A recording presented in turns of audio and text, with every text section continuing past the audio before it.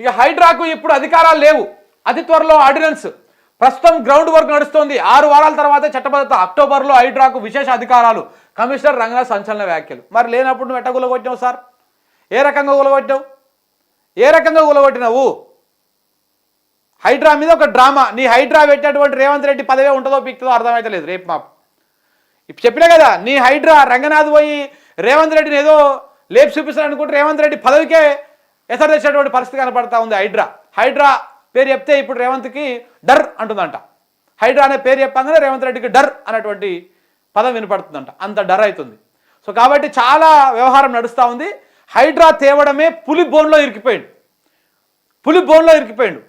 నువ్వు హైడ్రా తేవచ్చు, దాన్ని చెరువులను కాపాడవచ్చు, తప్పులేదు ఇవన్నీ. కానీ చెరువుల అక్కడ ఉన్నటువంటి పేదల ఇండ్లు కావచ్చు, ఇవన్నీ కావచ్చు, వాళ్ళకు పునరావాసం కల్పించకుండా, వాళ్ళకొక మార్గం చూపించకుండా, ఏం చెప్పకుండా ఇట్లా పేదల ఇండ్ల మీద పడితే ఊకుటరా? తెలియదా? మరి అంత గుడ్డి ఉన్నారా ప్రజలు? సో కాబట్టి ఇవన్నీ చర్చ ఉన్నది, ఇదంతా వ్యవహారం ఉన్నది.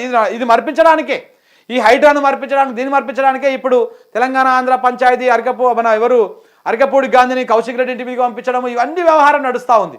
సో కాబట్టి అన్ని చివరికి నడిచి ఎప్పటికైనా పెరుగుడు విరుగుడు కొరకే. నీ ఎంత ఉరుకులాట దూకుతావో అంత డ్రాస్టిక్గా కింద పడిపోతావు. సో కాబట్టి ఈ ఉరుకులాట దుంకులాట రాజకీయాల్లో వనికిరాదు. నువ్వు రాజకీయం చేస్తున్నావు, అది మీ విఘ్నత. అధికారంలోకి వచ్చినాక రాజకీయం చేసేటోడు రాజకీయం చేయాలి. నీ పార్టీ ఉంది కదా, నీ పార్టీ నాయకులు ఉంటారు కదా, వాళ్ళకి అప్పచెప్పాలి.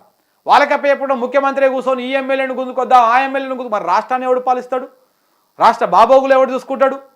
ఇప్పటికి హాస్పిటల్లో చూస్తే, ఏ హాస్పిటల్లో చూసినా మొత్తము పేషెంట్లు నిండిపోయారు.